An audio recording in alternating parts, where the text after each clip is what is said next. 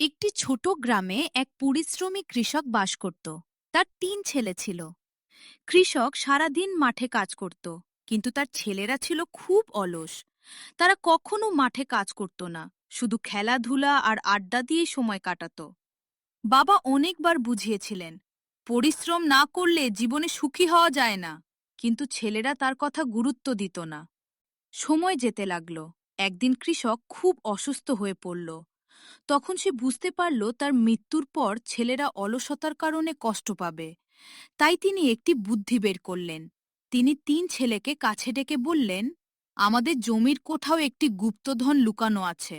আমি এখন খুব অসুস্থ, তাই ঠিক কোথায় রেখেছি তা মনে করতে পারছি না। তোমরা যদি পুরো জমি খুঁড়ে খুঁজে দেখো, তাহলে নিশ্চয়ই ধন পেয়ে যাবে। কিছুদিন পর কৃষক মারা গেল।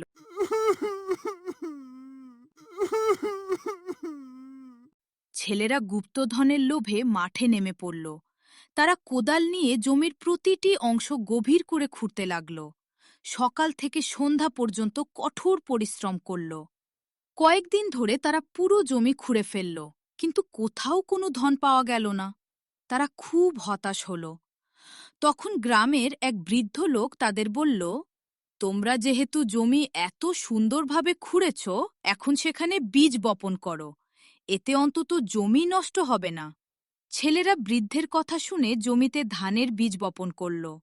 কিছুদিন পর বৃষ্টি হল, গাছ বড় হতে লাগল। কয়েক মাস পরে মাঠ ভরে গেল সোনালি ধানে।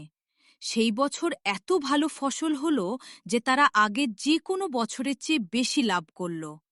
ফসল বিক্রি করে তারা অনেক টাকা পেল। তখন ৩ ছেলে বুঝতে পারল তাদের বাবা আসলে কোনো সোনার ধন লুকিয়ে রাখেননি। তিনি বুঝতে চেয়েছিলেন, কঠোর পরিশ্রমই মানুষের আসল ধন। পরিশ্রম করলে জমি সোনা ফলায় এবং মানুষ সুখী হয়। এরপর থেকে ৩ ছেলে আর অলস থাকল না। তারা নিয়মিত মাঠে কাজ করতে লাগল এবং সুখে শান্তিতে জীবন কাটাতে লাগল। আমাদের চ্যানেলে নতুন মজার মজার গল্প পাওয়ার জন্য অবশ্যই লাইক, কমেন্ট এন্ড সাবস্ক্রাইব করুন।